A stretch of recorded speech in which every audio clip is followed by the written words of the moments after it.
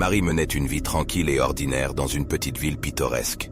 Elle était une mère aimante et dévouée, élevant ses 3 enfants avec tendresse et soin.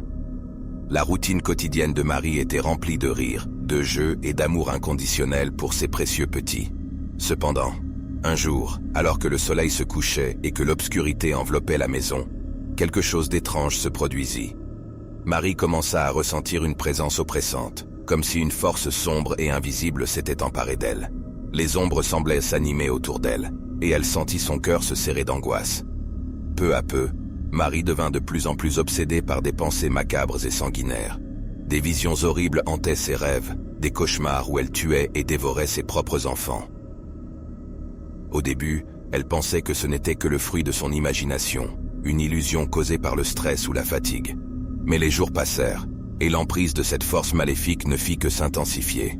Les voix sinistres résonnèrent dans son esprit, la poussant vers l'abîme de la démence. Les yeux de Marie reflétaient maintenant une lueur froide et démente, alors qu'elle luttait pour garder le contrôle de son esprit. Un soir, alors que la lune était pleine et que le vent soufflait violemment, l'impensable se produisit. Prise dans une frénésie d'horreur, Marie se leva de son lit et se dirigea vers la chambre de son plus jeune enfant, Emma. Son corps était possédé, ses mouvements n'étaient plus les siens. Elle se tenait debout au-dessus du berceau d'Emma, un regard vide dans les yeux, une lueur de folie dans le regard. Sans hésitation, elle saisit Emma par le bras et la projeta violemment contre le mur. Les cris déchirants de l'enfant résonnèrent dans la maison, réveillant ses 2 frères, Lucas et Thomas, qui se précipitèrent dans la chambre. Ils furent horrifiés de voir leur mère commettre un acte aussi abominable. Dans sa colère manifestée par cet esprit maléfique, Marie se retourna vers Lucas et Thomas, avec une férocité animale dans les yeux. La rage dévorait son âme alors qu'elle s'attaquait à ses 2 fils, les poings levés et frappant avec une force démesurée. Les cris de douleur des enfants emplissaient l'air, mêlés aux pleurs d'Emma, qui gisait toujours sur le sol. Un rictus sadique se dessina sur le visage de Marie, alors qu'elle laissait les corps sans vie de ses garçons et s'approchait du corps inerte de sa fille Emma.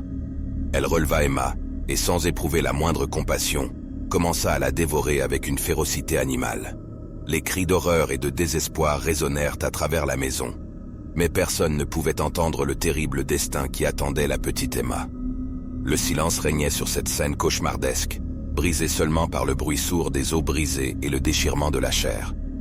Le lendemain matin, Marie se réveilla, le visage marqué par les larmes et le cœur brisé par le poids de son acte abominable. La force maléfique qui l'avait possédée avait quitté son corps, laissant derrière elle une mère dévastée par la perte de ses enfants. Remplie de remords et de culpabilité, Marie réalisa l'horreur de ses actions. Elle était terrifiée par ce qu'elle avait fait à ses propres enfants, incapable de comprendre comment elle avait pu être victime d'une telle rage. Les rayons du soleil matinal inondèrent la pièce, éclairant la scène macabre devant elle. Les corps sans vie de ses précieux petits étaient étendus sur le sol, marqués par les traces des violences qu'ils avaient subies. Les cris d'Emma, lorsqu'elle avait été projetée contre le mur, résonnaient encore dans l'esprit de Marie, lui rappelant l'horreur de cette nuit cauchemardesque. Dévastée et rongée par la douleur, Marie se leva péniblement du sol.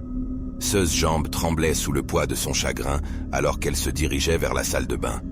Elle regarda son reflet dans le miroir, des yeux rougis et remplis de désespoir fixant la femme brisée qui lui faisait face. La culpabilité la submergea, et Marie comprit qu'elle devait affronter les conséquences de ses actes. Elle se décida à se rendre à la police pour confesser son crime. Chaque pas vers le poste de police était une agonie, chaque battement de cœur était chargé de douleur et de tristesse. Lorsqu'elle franchit la porte du poste de police, le regard des agents présents se posa sur elle avec curiosité et inquiétude. Il ne s'avéra pas encore ce qu'elle avait fait, mais il pouvait percevoir la détresse qui la consumait. Marie s'avança, les larmes coulant sur son visage alors qu'elle balbutiait les mots difficiles à prononcer. « J'ai commis un acte horrible.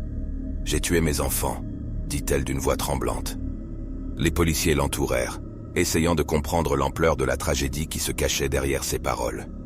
Ils interrogèrent Marie pendant des heures, cherchant à démêler les fils de cette histoire troublante. Les experts furent appelés, et une enquête approfondie fut lancée pour comprendre si Marie avait été victime d'une réelle possession démoniaque comme elle l'affirmait, ou si elle avait sombré dans une crise de folie.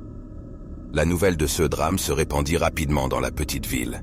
Les voisins et les amis de Marie étaient stupéfaits, incapables de croire que la femme aimante et attentionnée qu'ils connaissaient aurait pu commettre un tel acte de violence envers ses propres enfants.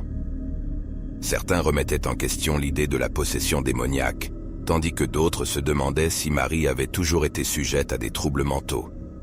Les jours et les semaines qui suivirent furent empreints de tristesse et d'incompréhension. Les funérailles des enfants furent organisées et la communauté se rassembla pour soutenir Josh, l'époux de Marie, qui était en voyage d'affaires durant les faits. Marie a été condamnée à 100 ans de prison ferme sans possibilité de rémission de peine. Peine qu'elle purge encore jusqu'aujourd'hui.